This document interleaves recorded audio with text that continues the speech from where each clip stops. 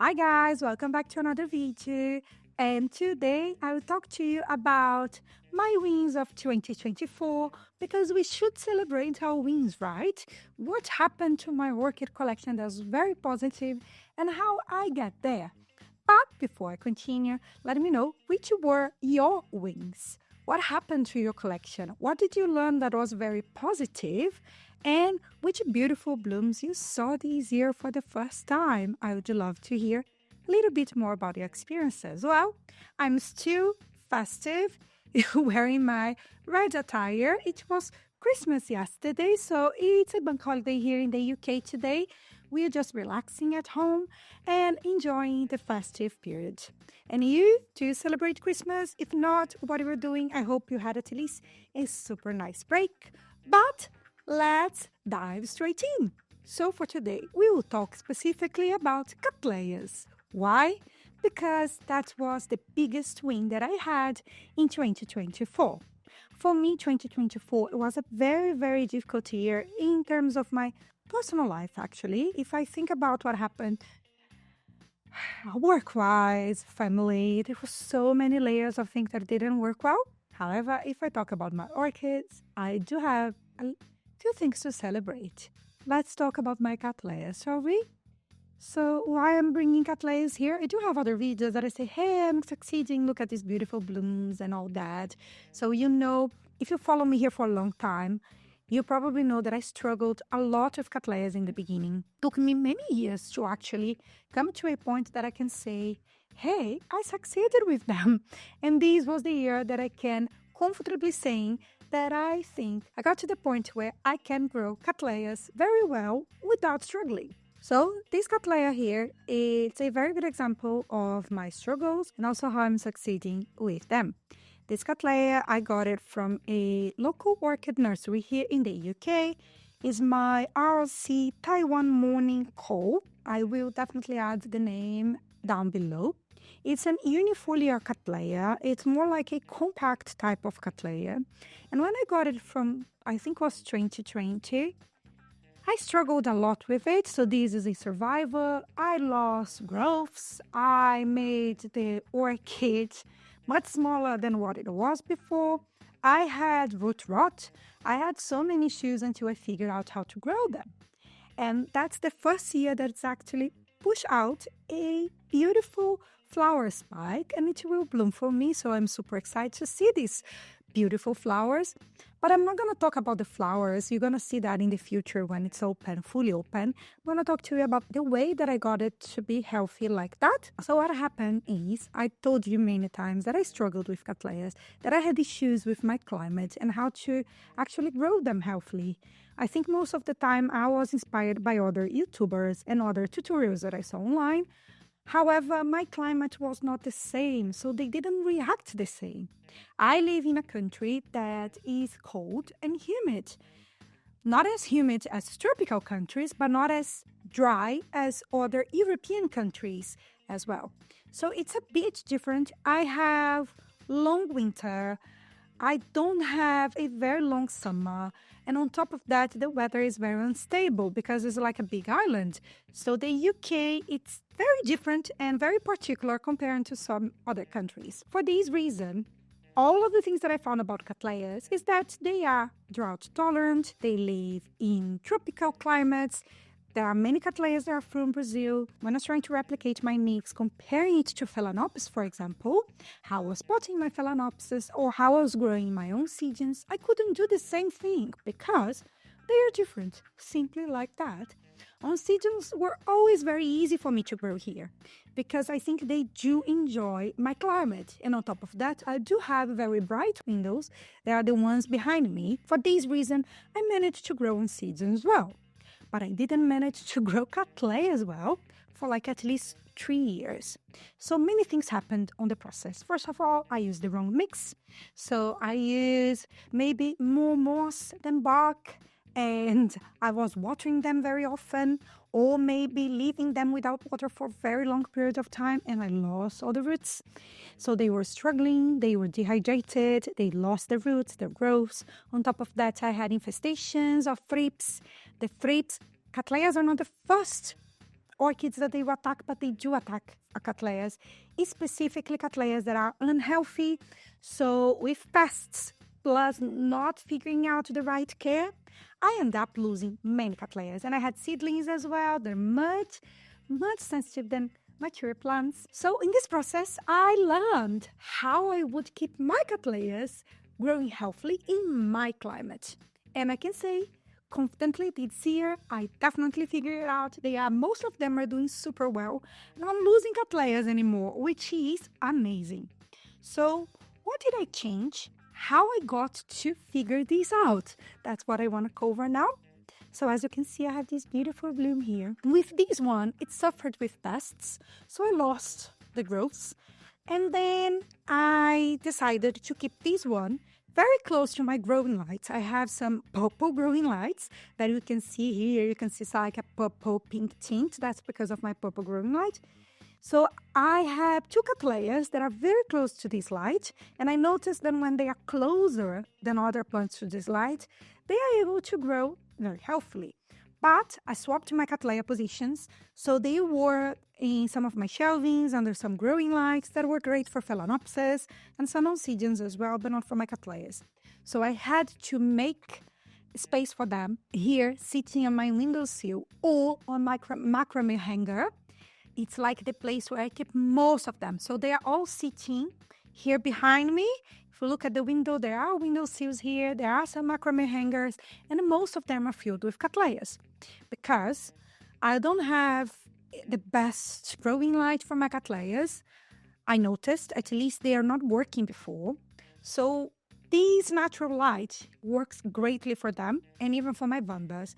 This is a southern window. And here is like the brightest spot that I have in my house. So with the highlight, they are super appreciated and they keep growing new growths one after another, which is perfect for them. So in my climate, I had to find the brightest spot. That was the first thing. The second thing was to figure out the mix, because I couldn't keep actually losing all of the growths, all of the roots, and having my plants being very, very dehydrated. So what I noticed with most of my Cattleyas is that they do appreciate to dry out completely before watering. At least where I live, I think it helps the root, and I need to have the right balance that will offer, they are epiphyte, so that will offer air circulation around the roots. So with my Cattleyas, I do add more bark than moss. I do have only a few strands of moss inside my mix to keep it evenly moist, but most of the mix is composed with bark, but I do have moss because it helped me with my watering. I don't want to have to soak these orchid pots, so I don't have to do it. But they do appreciate all the air, specifically because the mix will not dry very fast in here.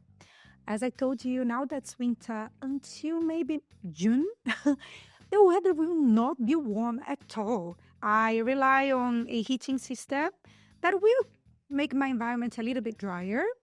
But even without the heating system, maybe from March, it's not going to be super warm in here. The temperature will range towards maybe 20 degrees Celsius if we are lucky. But our summer is going to be pretty short. So thinking about it, I know that I need to keep my plant hydrated, but also avoid soaking it and leave the roots completely wet for a long period of time, because in my weather, these Cattleyas, they don't appreciate it. Something else, let me put these there because I've already told the story of this beauty and I'm really scared to actually break this bud. 1 second. This is not the most amazing example. However, it does have a ton of aerial roots, and I grab it because I think this also resumes what happened with my Cattleyas. So not only I had to figure out light, position to keep the air circulation, but also, most of you already know it, but Cattleyas, they do have sensitive roots. So when you repot your Cattleya, you have to be very careful with the roots because they will probably lose some of the old roots and they will only keep pushing out new roots if you have new growths coming on the way. And for this reason, I set so many Cattleyas back because they didn't have new growths that were ready to push out new roots. So what happened is that I end up losing chunks and chunks of plants and maybe even end up losing my Cattleyas. So this is a good example that I managed to. This is a very easy to grow Cattleya, by the way. But even so, when I repotted, I managed to lose many parts of this plant. And now it's finally growing healthily again. I have a ton of roots growing out of the pot. I don't care. I'm happy that's happening. That means that this orchid is finally growing and it has sheath that maybe push out blooms, who knows. This is my Aurantiaca hybrid. And it's a super easy Cattleya to grow. I think it's more flexible with light. But even so, I managed to set it back because of the repotting. So when you repot your Cattleya, it's really important that you consider if you have new growths sprouting, because you have a better chance to save your Cattleya. And also, if you don't have much experience, that's what I learned. Keep the old growths because they will keep your plant hydrated. They will keep actually maintaining your plant while the new growth is sprouting new roots. If you're super experienced, if you know how to grow Cattleyas very well, you might even get rid of the older part of your plant. But if you're not super experienced, it's better to keep the old growths, the ones that can keep hydrating your plant, then set it back and take a little while or a while longer for your plant to bounce back. And on top of that, if you have pests, maybe they can start munching on your plant and you can lose your Cattleya completely. Let me put this also back to my shelving. So, after figuring out not only the potting mix, the light, how they like to be watered, I finally start to have bushier Cattleyas with many more growths and many more roots. And not only that, looking at the plants, I can see that the plants are healthier. Even like my big Cattleya, the Toshiawaki, I don't know if you should pronounce like that. The one that I didn't even, this plant came from Brazil. And it's like a massive plant. I managed to bloom it, to rebloom it in its first year with me, which is amazing.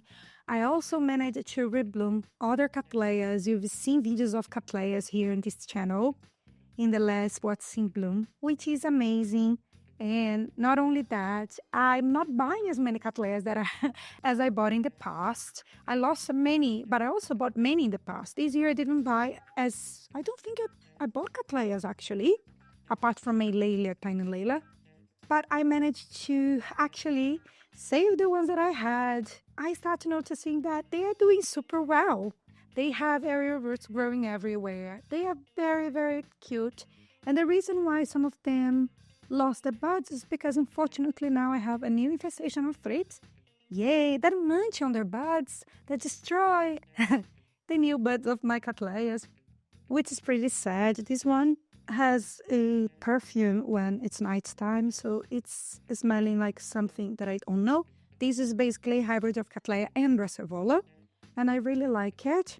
It's beautiful. What I noticed with Cattleyas is they are capable of pushing out a diversity of flowers. You can have white Cattleyas, super yellow, bright orange Cattleyas. You might have tiny Cattleyas with beautiful pink and yellow flowers. And the shape of the flowers, they are very different as well. So you have the ones that are thick, glossy. You have the ones that are fluffy, frilly, and super large. So it has been a pleasure to discover that I can actually finally bloom and rebloom these beauties, have a super nice collection of Cattleyas, and not only that, and appreciate its flowers without being scared that I might not see these flowers again because they will die in the process. So it is a relief, and I think it's the biggest win of my year. You've noticed that I have Cattleyas that don't smell very well, so do your research if you have some sensitivity. I have one that smells like mothballs. The flowers are super nice, so I am not capable of getting rid of it. However, I don't recommend for the fragrance. And yeah, they will have as well a wide range of fragrances. The only disadvantage I would say is that you might not have the right climate for it, but even if you don't, like me, we might figure out how to grow them. Another thing is size. Some big, frilly, flower Cattleyas, they are super tall and super large. So I don't know if I will be able to have a big collection of them because I don't have space for them. And I don't have space and light to keep these plants. But we do have smaller Cattleyas, and they are much more compact. And they are super, super nice and amazing to have in our collections. The only disadvantage is that the flowers, they don't last like Phalaenopsis flowers. You're not going to have a Cattleya, at least. I don't have any. That the flowers will last 3 months non-stop. They will probably last 1 month, some of them 2 weeks, some of them 1.5 months, but I think they are truly gorgeous plants, and I'm super happy to have a range of Cattleyas that are finally blooming for me and are finally making me a proud orchid mother. If I can say that. I think it's very weird, but yeah, that's exactly it. Anyway, that's my biggest win. I do have maybe other winnings, is the fact that I managed to keep my collection more sheltered from pests. They didn't work in the end, but anyway, they survived well the past year. I do have a ton of oncidiums that are blooming. I have Phalaenopsis as well. There are other positive things, but this one is definitely my proudest moment while growing orchid. So let me know what's your proudest moment. Let me know if you have any questions as well. If there is anything that I didn't cover here, like fertilizer, for example. I do fertilize my plants, and I do fertilize them maybe each 2 weeks. Sometimes I forget, but I do add some slow release to their pots as well. And on top of that, yeah, it's just a joy to grow. I love orchids. Let me know down below if you enjoy this type of content. Hit the like button, subscribe to my channel. There is a super thanks down here as well if you want to further support me and my content production. And more than that, I'd love to hear more about your orchid journey. And I think that's everything that I want to cover today. And I will see you on Monday. Bye-bye.